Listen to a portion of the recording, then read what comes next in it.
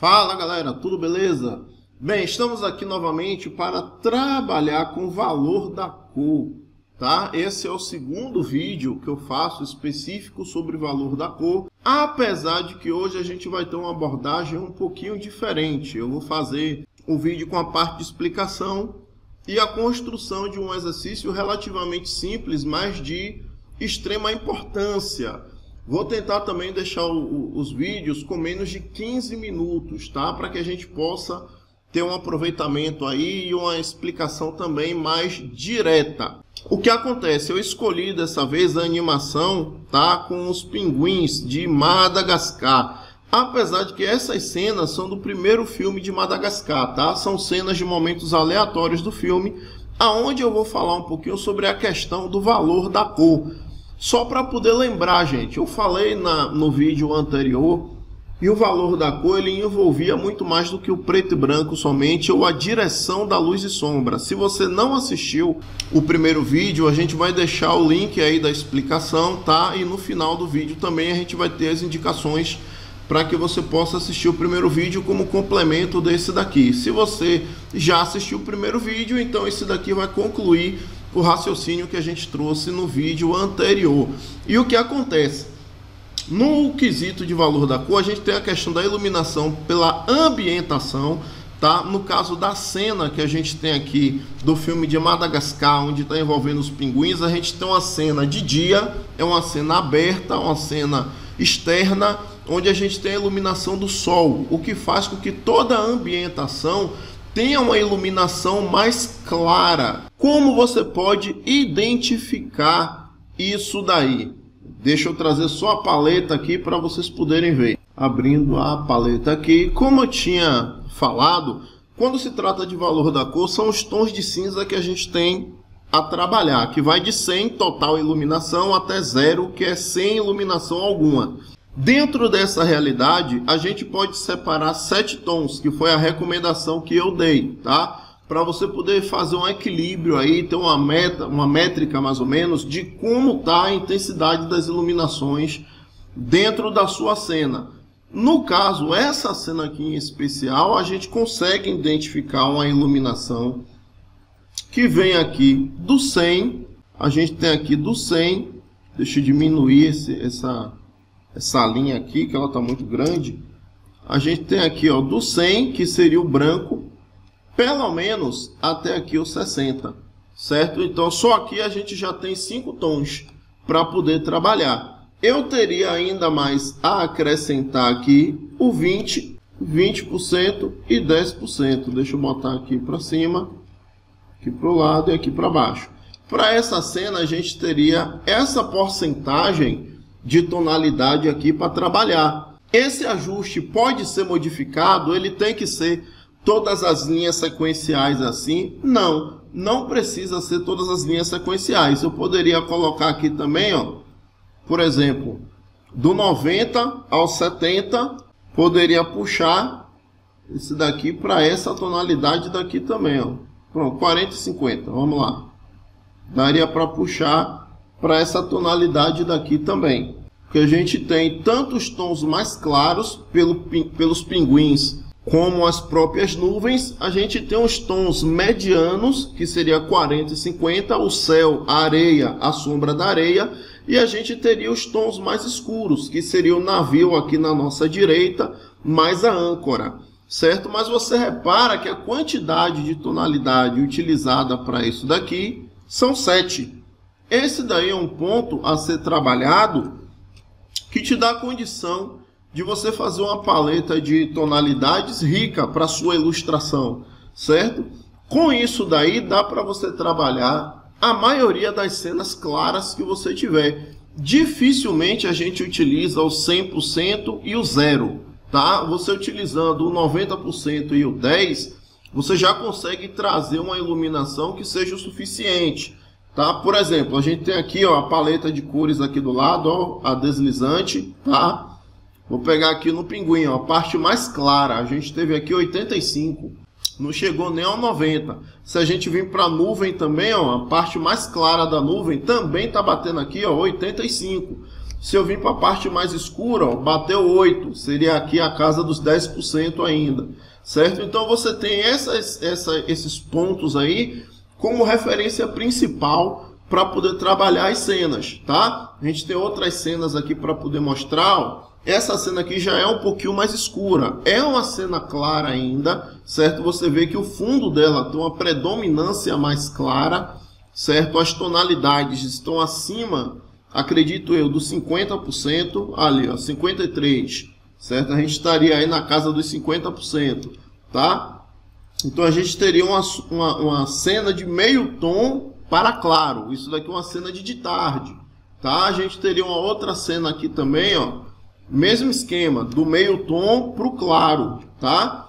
A gente tem também as áreas do pinguim aqui, que são bastante grandes, as áreas brancas, o que seria essa referência para a gente poder seguir aí, tá? Também uma referência de meio tom para claro e uma referência aqui um pouquinho mais escura, por causa do fundo, mas você vê que o primeiro plano todo tem uma tonalidade mais clara. Ó, aqui chegou a 90%, ó, da tonalidade. Aqui na coxa a gente tem aí 60% para trabalhar nos tons mais claros e os mais escuros, logicamente, a gente vai ter uma tonalidade mais fechada. Eu estou dando a indicação também de 70% para você poder se habituar com a identificação, tá, da média de tonalidade que você tem em uma cena, se ela é muito clara ou se ela é muito escura. Se você tem uma cena, por exemplo, ó, como essa daqui, é uma cena que já é um pouquinho mais escura. Então lá na paleta de cores, você provavelmente iria inverter essa sequência dessa paleta, onde a maioria delas, deixa eu inverter aqui, o flip horizontal, a maioria das tonalidades você teria na casa aqui mais escuras, certo? Para poder trabalhar, certo? E alguns pontos de tons mais claros, como seria aqui o fundo, batendo ali 71, aqui uma parte um pouquinho mais clara, 50, e o pinguim também que está em 62. Então nisso daí você já começa a entender um pouquinho mais a questão do valor da cor nas cenas que são mais claras, tá? Normalmente são cenas de manhã ou de tarde e são cenas externas. Pode acontecer também de ter uma cena interna com a alta iluminação, tá? Isso também pode acontecer. A gente tem uma cena aqui que está um pouquinho mais equilibrada, mas ainda assim com a área grande, bem mais clara, tá? A gente poderia considerar aqui como uma cena de meio tom, por exemplo, que já seria outro foco aí para um outro vídeo. A gente tem aqui, ó, um esquema que eu abri que me auxiliou muito a compreender melhor essa questão do valor da cor, que foi essa super paleta aqui de tonalidades. Eu vou deixar ela liberada aí em um link também abaixo nesse vídeo, tá? Essas paletas de cores eu peguei do próprio Photoshop, tá? No caso, é representando, ó, o que você tem aqui da opacidade, da saturação da cor, tá? Eu deixei a saturação em 100, o brilho também em 100, e aqui o RUI, que é a tonalidade de cada cor, eu vim do 0 até o 360. Então a gente tem todas essas tonalidades aqui do meio, ó, do 0 até o 360, tá? Que é essas tonalidades do RUI. Só que esses mesmos tons, se você transformar a sua imagem em preto e branco, você vai ter ela também na escala de cinza, que seria essa tonalidade daqui de cima, certo? Isso daí faz a gente compreender que é de extrema importância você ter o domínio dessa questão do trabalho das tonalidades de cinza. Se você faz uma ilustração cinza e aplica a cor depois, você vai poder trabalhar com qualquer uma dessas cores, uma vez que você tem um domínio da média da tonalidade do cinza. Desde as cores mais quentes e mais claras, até as cores mais frias e mais escuras. Como você pode reparar aqui em cima, que são as cores mais quentes, do vermelho até o verde, aqui um verde cana. Você tem as tonalidades mais escuras, que são do azul até o roxo, até o vinho, certo? E as tonalidades que ficam mais equilibradas. A mesma coisa em relação à saturação. Se você tiver a imagem diminuindo a saturação e o brilho, ou aumentando a saturação e o brilho, você vai ter um esquema de tom de cinza. Se você tiver a imagem só mudando a saturação, você vai ter outro esquema de tom de cinza, certo? Então, se você domina isso para a base, na hora de fazer a sua pintura e o desenvolvimento da sua arte, isso vai ficar muito mais fácil, tá? A gente vai ver isso aqui nos exemplos que a gente vai trabalhar aqui na prática. Então, pessoal, vamos fazer as aplicações aqui nas esferas, para que vocês possam entender o que eu falei sobre as cores, tá? Então, a gente vai ter aqui, ó, um tom um pouquinho mais escuro. A camada aqui, no caso, está bloqueada, tá? Você pode ver aqui o ícone de lock, tá? A gente vai ter o reflexo aqui do chão, aqui embaixo. A gente vai ter o contact point, algumas pessoas chamam de occlusion, que é aqui a base, e o reflexo do ambiente. A gente tem isso daqui, tá? Na iluminação, a gente vai ter um tom mais claro, que vai ser esse daqui. E o ponto de brilho, seria um tom bem clarinho. Como a proposta aqui é trabalhar preto e branco e aplicar as cores depois, a gente teria isso aqui para aplicação da cor. Seria uma camada em overlay, ou sobrepor. Pode acontecer dessa camada ser utilizada em multiply também, mas aí o ideal é trabalhar isso para cores mais claras, tá? Tons escuros, o overlay responde melhor, ele dá uma ideia de reflexão melhor. Cores claras, ele estoura muito na tonalidade. Como vocês viram, eu utilizei luz branca e sombra preta, que é a iluminação neutra, tá? A gente vai ter um segundo modelo aqui para poder trabalhar, só que nesse segundo modelo, a gente vai ter algumas iluminações diferentes. Mas vamos aqui, ó, a gente vai ter a sombra, que é a primeira parte, para a camada errada. Sombra mais escura é a primeira etapa, tá? E a gente vai ter aqui o contact point. Isso daí vai mudar essa ordem também, tá? No caso, eu vou ter a camada onde eu vou aplicar o overlay. Vou botar aqui logo sobrepor. Essa esfera daqui, ela tem uma tonalidade azul. Então a gente vai ter isso daqui para trabalhar nessa camada, que não sei porque não entrou aqui o preenchimento, pode ser porque eu mexi ali na cor. Então a gente vai ter isso daqui nessa camada, que é a tonalidade azul. E acima dela, você vai ter agora os efeitos de iluminação. No caso, a gente vai ter, vou trabalhar nesse caso daqui primeiro, a luz branca, tá? E o ponto de brilho. Então a luz um pouquinho mais clara. A gente vai ter as luzes de reflexo do chão,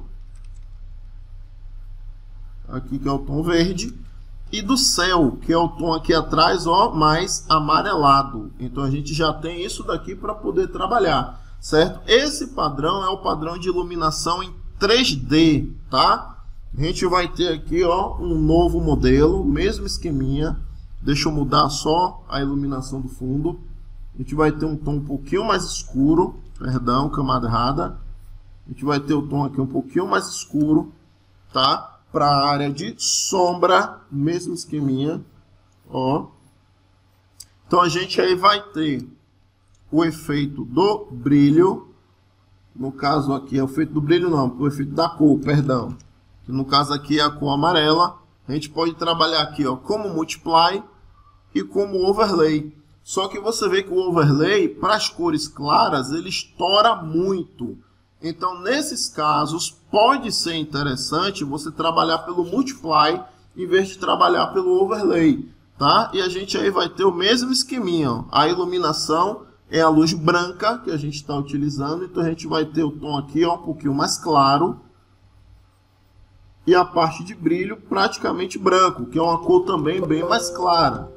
A ideia da iluminação do amarelo aqui está mais clara.